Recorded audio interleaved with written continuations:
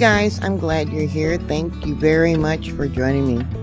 Here's an update what's going on with earthquake relief there in Turkey and Syria. Evidently, so far, the only thing that the U.S. has done is send in 2 groups of search and rescue teams, 80 personnel each. Supposedly, sometime in the future, they're going to be sending in healthcare services, drinking water, hygiene, sanitation supplies, things like that. This here is an image of Steve Allen. I believe he's in charge of one of the search and rescue groups. One woman was recently rescued who was trapped for over 220 hours, and she was found alive. They have said that they're going to provide Turkey with $85 million in humanitarian aid. When that's going to come, I don't know. This here is an image of Iran. Iran has sent in at least 3 shipments of humanitarian supplies, tents, food, water, things like that. Turkey is an ally to NATO. Iran has sent in at least 3 shipments of supplies. The problem right now is that Turkey has a government that's fairly well established, where Syria still has the ongoing conflicts between different groups, ISIS and Daesh and etc. They're still fighting there. They're still killing each other, even after the earthquakes. This here is an image of their Iranian Red Crescent doing search and rescue efforts. They have asked Turkey to open up more borders for crossing so aid can go into Syria because of all the fighting and the wars that have been going on there for years. Right now, only 9 EU nations are helping Syria with humanitarian efforts because of the long, ongoing sanctions against Syria. Syria does not have heavy equipment to look for people or help dig them out. So far, only 9 EU nations have helped Syria with their humanitarian efforts. This image clip says that, that's a big difference compared to Turkey, who have had 21 countries that responded.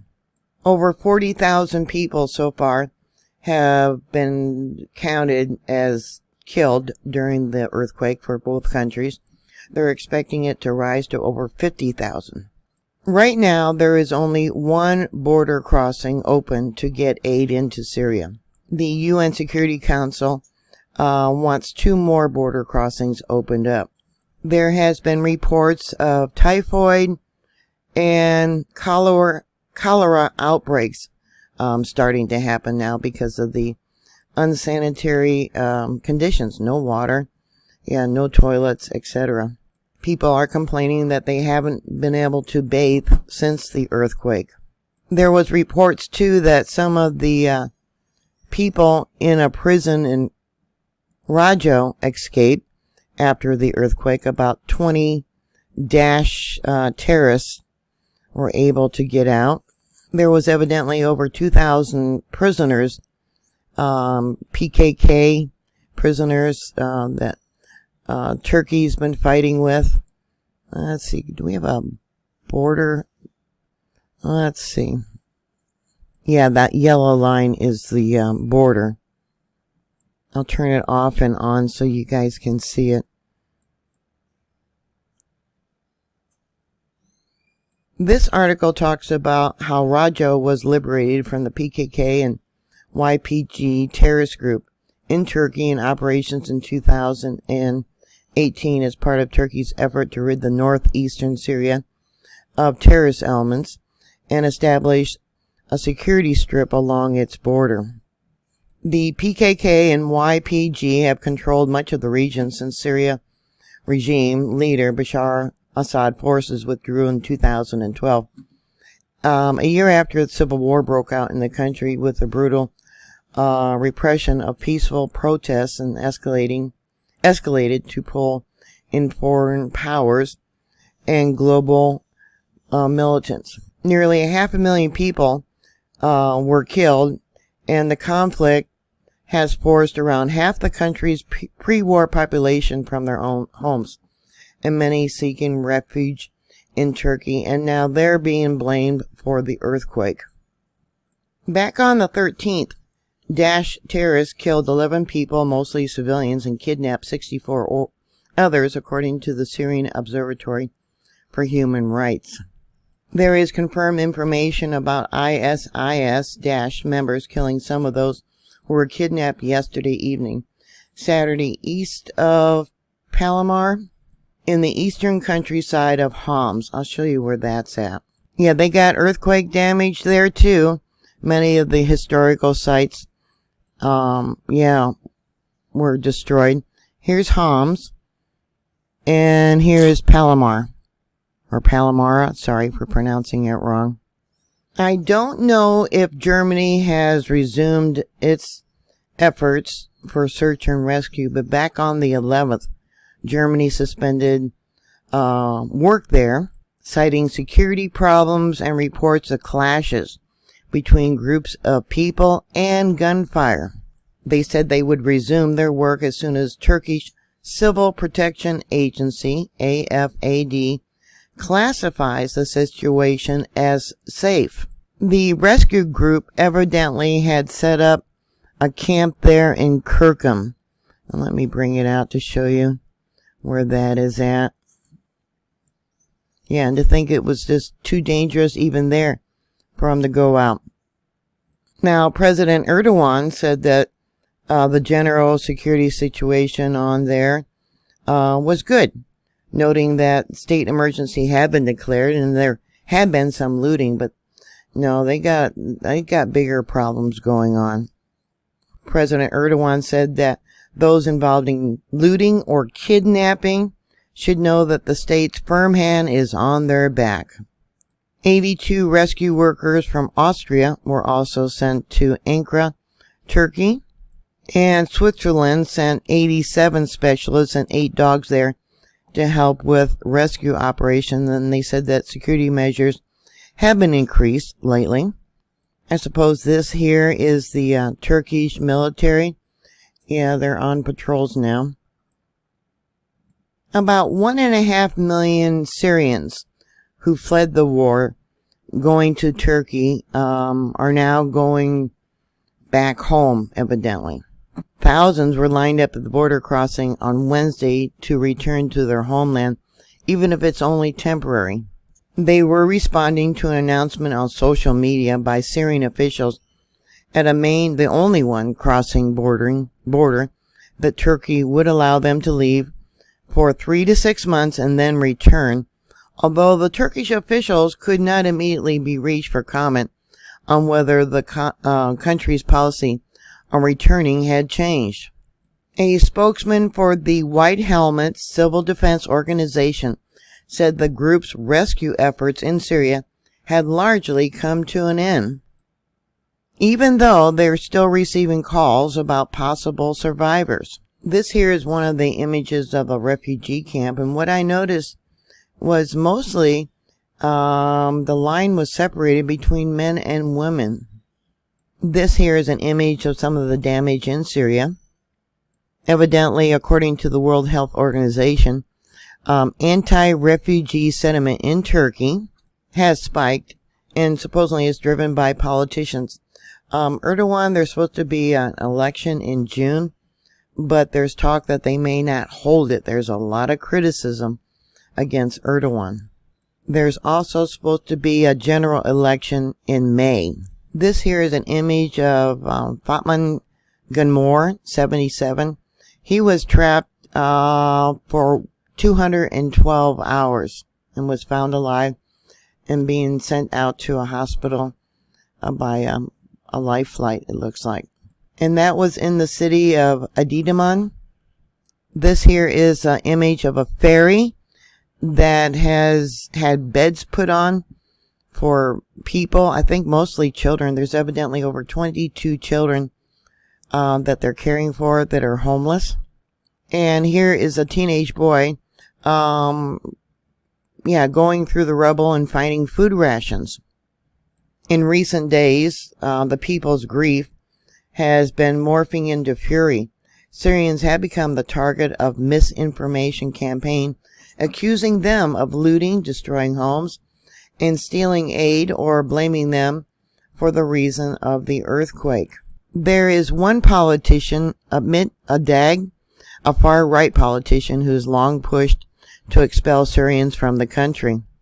He evidently has been swarming social media about their presence and saying that the Syrians are a threat to national security, and has organized marches to expel Syrians from shelters. Anti-refugee slogans such as "Syrians are no longer welcome" have been put up on billboards and in conversations on television talk shows. In the port city of Mersin, Syrians at a shelter set up for girls, a dormitory, were kicked out to make way for Turkish citizens. Witnesses said they were bused to the city of Adana, A-D-A-N-A, 40 miles away, and were dumped on the streets. So going to Google Earth, let's see where that location is. That would be up over here. And then they were sent to Adana, I guess it's pronounced. That would be up over here. Even Syrians trying to help in the rescue of quake survivors have been assaulted. This here is a collapsed Roman Catholic church in the coastal town of Hatay. And let's go to that location. That would be down over here. Let me bring this out so you get an idea of, yeah, so much damage. This is at 7.8 where that occurred. Yeah, and this is another camp that was set up.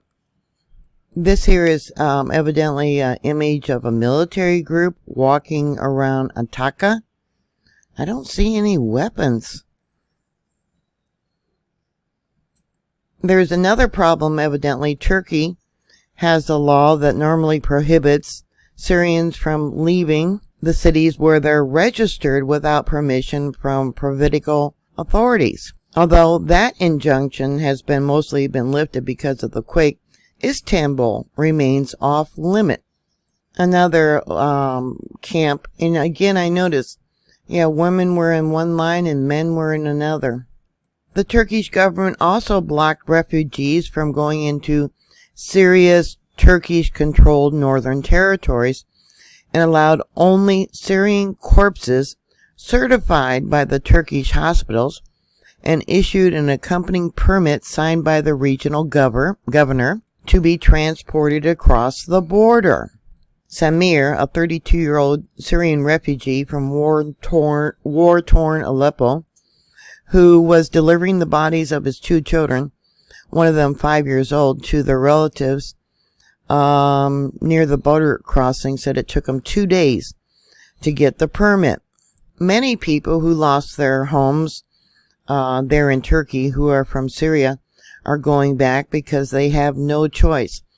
Either their relatives were killed or their homes were completely demolished, and they're saying that they have no choice but to return to Syria. The death toll could be probably a lot higher than, I think right now, 43,000, because undocumented Syrians who went to Turkey do not get recorded in official casualty figures. This here is an image of the fault that opened up. The most affected areas where the earthquake struck are in the poor neighborhoods with older buildings, and those tend to be ones with refugees. So it very well could be the higher percentage of deaths will be among the Syrian refugees, and they're not counting them evidently. Here's another screen capture from NBC News. Evidently 95% of Syria, the areas where the buildings collapsed, have not been searched. Only 5% of the affected areas were searched by local organizations and volunteers. In Turkey, they were giving out wood for people to burn to keep warm. And here, this woman in Syria is burning clothing. This here is a refugee camp set up in the rebel-held town of Jindaris, Jindayris. So let's see where that is at. Right there.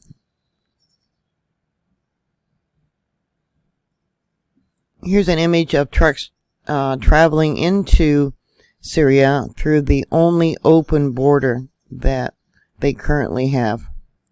And that evidently is Bab al-Shawa. Let's go to that location.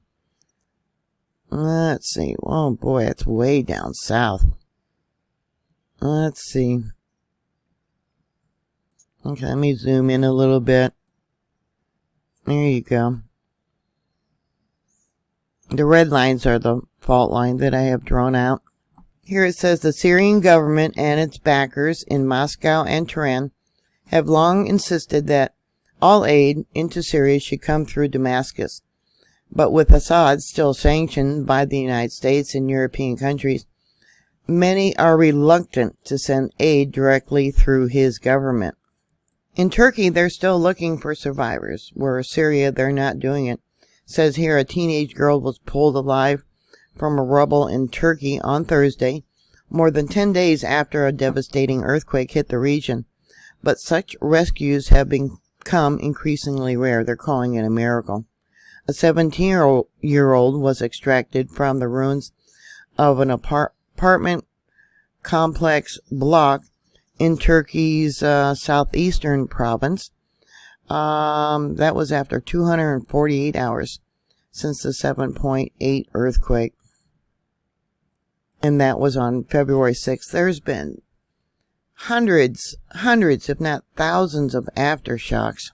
Now, I know these figures are, not what they really are showing. No one in Syria has been found alive since February 9th. A convoy of 15 aid trucks from Qatar reached the rebel-held town of Afrin. Bringing desperately needed food and essential medicine and tents. Like I said, they got typhoid and cholera outbreaks now. So this is the border crossing. Let me click on roads. And let's go to Afrin. Let me turn this off. And we'll go to Afrin, that location. Right there.